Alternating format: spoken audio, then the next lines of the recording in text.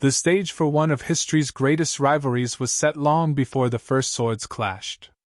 It was the 3rd century BC, and two superpowers loomed over the Mediterranean: Carthage, a prosperous city-state in North Africa, and Rome, a steadily expanding republic on the Italian peninsula. Carthage had flourished on maritime trade, with powerful ships and a complex network stretching from North Africa to Iberia, dominating the region's wealth and resources. Its navy was unmatched, an awe-inspiring force that patrolled the seas and controlled key trading ports. In contrast, Rome, a young and fiercely ambitious republic, built its strength on land. Although not yet a major player in the world of trade, Rome was expanding rapidly across the Italian peninsula, driven by an unyielding sense of destiny and loyalty to the Republic. While Carthage maintained vast wealth and naval supremacy, Rome excelled in land warfare, with its legions renowned for discipline, strategy, and sheer resilience. The tension between these two powers could only last so long. With ambitions growing, both Rome and Carthage eyed Sicily, a fertile and strategic island right between them. Each knew that control over Sicily could tip the balance of power in the Mediterranean. Rome wanted to protect its interests and secure dominance in the region, while Carthage sought to maintain its influence and ward off any threats. By 264 BC, the power struggle reached a flashpoint over a conflict in Sicily. This would spark the First Punic War, marking the beginning of a brutal series of battles that would consume both powers for over a century. The First Punic War ignited as Rome and Carthage struggled for dominance over Sicily, an island rich in resources and crucial to control of the Mediterranean trade routes. For Rome, a land power with little naval experience, facing the Carthaginian navy was a daunting task. Carthage's ships were built for speed and maneuverability, and its sailors were seasoned veterans, accustomed to ruling the seas.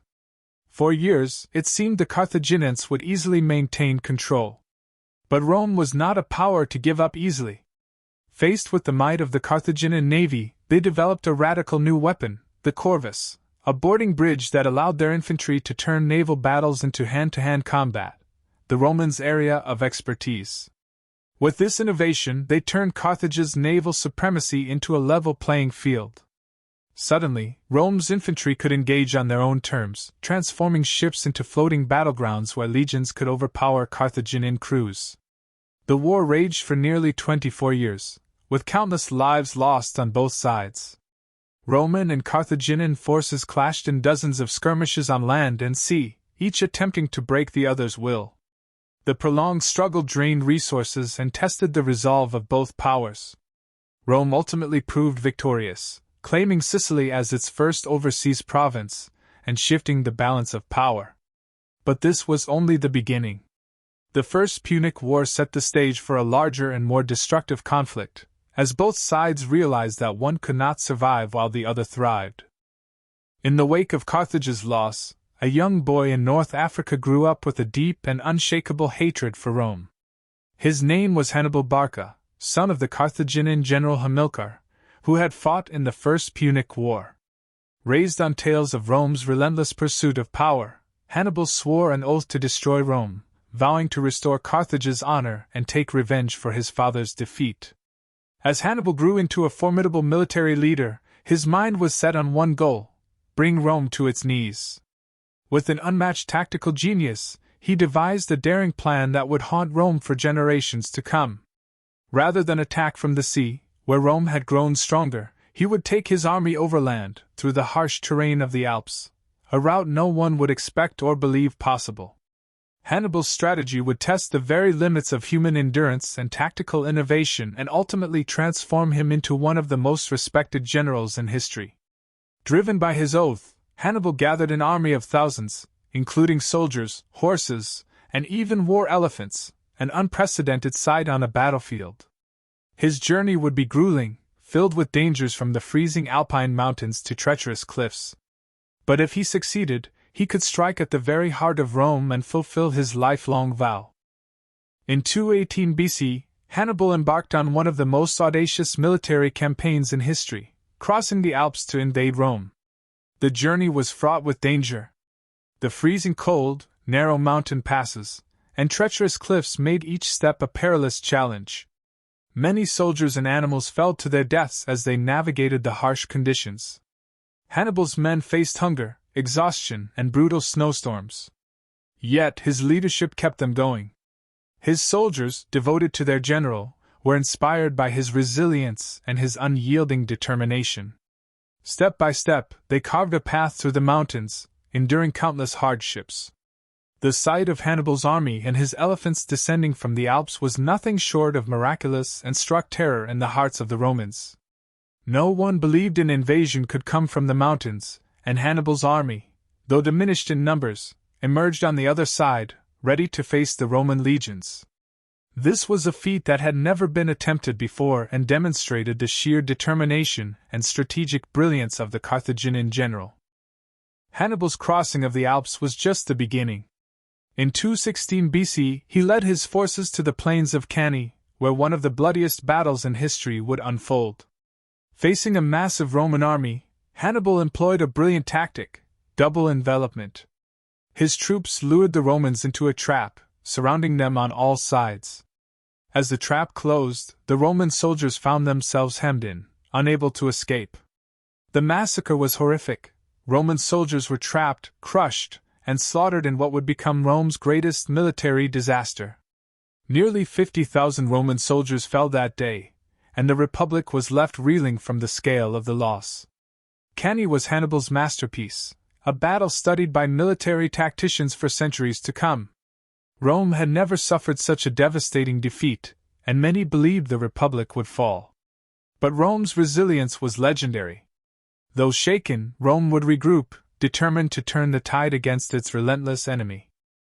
After his triumph at Cana, Hannibal understood that sheer military might alone would not secure victory. He needed to dismantle Rome's alliances, to fracture the Republic from within. Hannibal turned his attention to the Italian allies of Rome, the cities and tribes who had long suffered under Roman dominance, paying heavy taxes, supplying soldiers, and enduring Rome's unyielding grip. As Hannibal moved through Italy, he sent envoys to these communities, offering them an alternative: liberation from Roman control in exchange for their support. To some, this was a tempting offer. Years of resentment against Rome's iron fist had built up, and now, here was a chance to break free and join with Carthage against the Republic. But even with Hannibal's victories, the Italian allies were hesitant. Many feared Rome's retribution, a punishment that would be swift and severe if Hannibal were defeated. Others remained loyal to the Republic, bound by oaths and generations of alliance. Despite his persuasive abilities and the brutal losses he inflicted on the Romans, Hannibal's quest to amass a coalition of Italian allies was only partially successful. He gained some support, but the dream of a unified uprising against Rome eluded him, creating a vulnerability that would ultimately affect the outcome of the war. Rome was stunned and bloodied after Cana, but it was far from defeated. With Hannibal wreaking havoc across the Italian countryside, the Senate knew they needed a new approach. Enter Fabius Maximus, a man who believed in patience over bold strikes. Unlike his predecessors, Fabius had no intention of confronting Hannibal directly. Instead, he developed a new strategy, one that would prove both infuriating and effective: avoid open battle, harass his army, and wait for the Carthaginian forces to weaken themselves. This approach earned Fabius the title Cunctator, meaning the delayer. While his tactics were unpopular, and even scorned by many Roman soldiers who saw it as cowardice, Fabius held firm. He knew that Hannibal's strength lay in his decisive battlefield maneuvers, and by refusing to engage directly, he stripped Hannibal of his advantage. The Romans, under Fabius's cautious leadership, began targeting Hannibal's supply lines, cutting off his access to essential resources, and frustrating his attempts to secure provisions. Over time, Fabius's strategy began to wear on Hannibal. While the Carthaginian general was a master of direct confrontation, he struggled against this drawn-out, indirect warfare. With every intercepted supply line, every missed opportunity to resupply, Hannibal's army was stretched thinner and thinner. Rome was buying itself precious time, building up its forces and fortifying its defenses, waiting for the perfect moment to strike back and reclaim its dominance. After years of bloodshed, the fate of two empires would be decided on the Plains of Zama in 202 BC. With Hannibal's forces weakened from years of campaigning and limited resources, the balance of power had shifted. Rome, under the brilliant command of Scipio Africanus, brought the fight directly to Carthage, forcing Hannibal to defend his homeland. Hannibal's army, though smaller and composed of a mix of soldiers from various regions, fought bravely. But Scipio had learned much from his adversary. With tactics honed from years of warfare, he employed methods that countered Hannibal's strategies. Scipio's forces avoided Hannibal's feared war elephants, cleverly opening gaps in their ranks to let them pass through harmlessly. He then encircled Hannibal's forces, trapping them in a pincer movement similar to those used by Hannibal himself in earlier battles. The battle raged with unmatched intensity. Thousands of men clashed, swords flashing and dust rising as each side fought for survival. Hannibal, once unstoppable, now found himself outmaneuvered by a Roman general who had learned from his greatest tactics. As the Carthaginian lines buckled, Scipio pressed his advantage, delivering a decisive blow. By the end of the day, Carthage's hopes of victory were shattered, and Hannibal's dream of breaking Rome was forever dashed. The Battle of Zama marked the end of the Second Punic War, leaving Rome as the undisputed master of the Mediterranean. With the conclusion of the Second Punic War, Carthage's power was broken. The city that had once commanded the seas and rivaled Rome for control of the Mediterranean was now reduced to a shadow of its former self. Rome imposed harsh conditions on Carthage, stripping it of its navy, demanding heavy reparations, and forbidding any further military ventures. The Carthaginians, humiliated and weakened, struggled under the weight of these terms. For Hannibal, the man who had nearly toppled Rome, the defeat was a bitter pill to swallow. Despite his strategic genius, the resources and unity of Rome proved too much to overcome. In time, he would go into exile, pursued relentlessly by Rome, his legacy tarnished yet immortalized by the brilliance and audacity of his campaigns. Carthage would endure for a time, but the spirit that had once made it Rome's greatest rival was irrevocably broken. In the end, Rome had won more than just a war. It had secured its place as the dominant power in the ancient world, a status it would hold for centuries. The Punic Wars left an indelible mark on history, shaping the world in ways that would resonate for centuries. The wars forged new tactics, strategies, and innovations in warfare.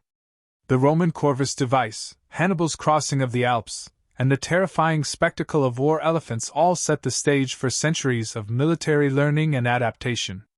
The Punic Wars taught Rome that victory required more than just strength, it required resilience, strategy, and unity. Rome's refusal to capitulate, even after catastrophic defeats, became a central part of its identity. From the ruins of Carthage and the ashes of these brutal wars, the Roman Empire would rise, learning from every skirmish, every setback. This resilience would allow it to dominate the ancient world, an empire that would shape civilizations, culture, and governance for generations. As for Hannibal, his legacy as one of history's greatest generals was secure, despite his defeat. His tactics would be studied, his daring journey over the Alps admired, and his reputation as a military mastermind would transcend time. The Punic Wars remain a testament to the power of determination and the price of ambition, echoing down through history as one of the ancient world's most epic struggles.